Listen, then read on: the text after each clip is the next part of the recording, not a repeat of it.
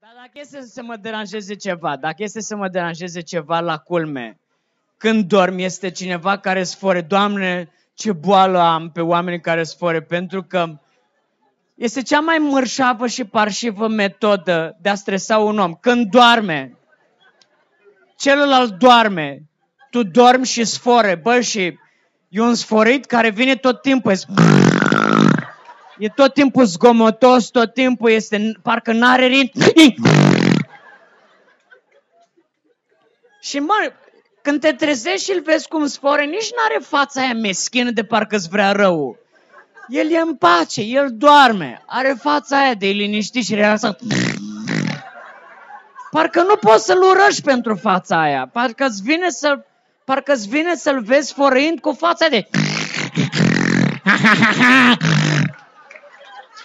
Parcă dacă ar fi așa sfărit, ar fi, da mă, așa da.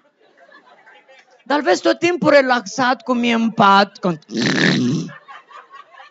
Și-s două metode de a sfări. El la monoton, care vine așa. Ăsta e ok, e monoton și are ritm. Se poate dormi pe asfărăitul ăsta. Are un ritm. De parcă își rezolvă viața din timpul zilei. Văzut? Parcă sunt întrebări cu răspunsuri. De ce s-a întâmplat pe timpul zilei? Asta. Și asta? E ok. Problema mea este cu cel alternativ. AC/DC-ul, cum îmi place mie să-i zic. Ăla care pornește de nicăieri. Deodată adormi cu cineva care sfore și deodată s-aude o treabă care te face atent, te trezești din somn. În capul tău este cineva sfore sau a intrat un hoț în casă. Sper că cineva sfărăie. Iar dacă e un hoț în casă, să-mi ia tot, numai să mă lasă să dorm. Mi-e lene. Și intri din nou în starea de somn și pornește la ăla.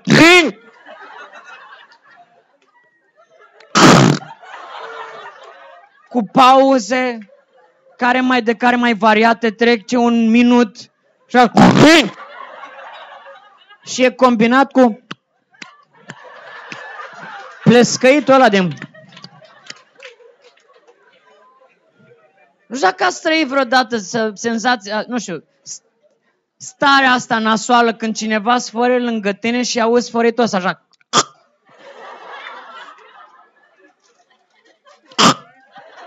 Și nu urmează nimic de genul.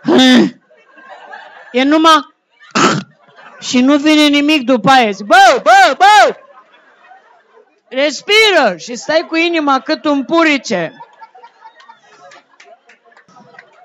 Doamne, nu-l lua la tine chiar așa repede. Și pe ceva vreme, un minut, așa încep. Doamne, ia la tine, fă-l înger, fă-l arhanghel, fă-l ce vrei. Numai ia la tine că vreau să dorm. Când cineva sfore, n-ai cum să dormi. Nu există metodă să-l faci să nu mai sfore. Știți că ați încercat toate. Să-l pui de pe o parte pe alta. Să-i dai cu pumnul la ficat că știi că-l doare. Că e bețiv. De multe ori iei o pernă, ți-o pui pe cap, pe ureche, ca să nu-l mai auzi sforind. Ăla e momentul când creierul nostru funcționează împotriva noastră. Pentru că atunci când ți iei o pernă, să ți-o pui pe cap, să nu-l mai auzi sforind, te concentrezi să-l auzi sforind. Stai atent, Max. Ia să văd, mă, îl mai aud? Sau de dat, îl mai aud, băga mea și picioarele. Și natural îți vine să te enervezi, că nu te lasă să dormi. E frustrant când cineva nu te lasă să dormi. O să invit o domnișoară, pentru că avem un moment. Știu, da, da, eu m-am gândit la chestia asta. Să știți. Așa, și o să invit și pe fetele de la backing vocals, că a zis Teo că stand-up nu e cu backing vocals. Să știți că până la urmă este. Vreau să un rând de aplauze pentru frumoasele domnișoare. Frumoasele domnișoare.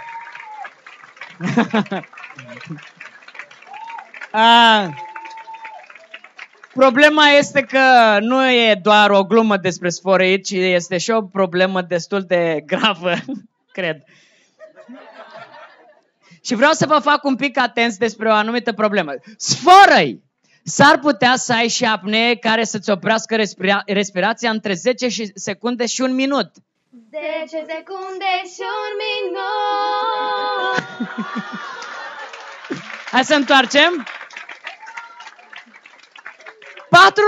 4% dintre accidentele rutiere au loc din cauza adormitului la volan. Alcoolul e vinovat pentru 2%.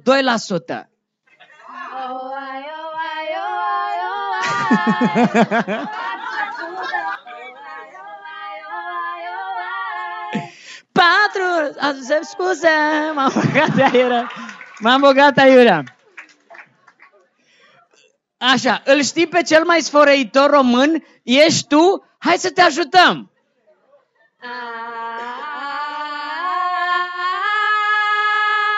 Hai să te ajutăm!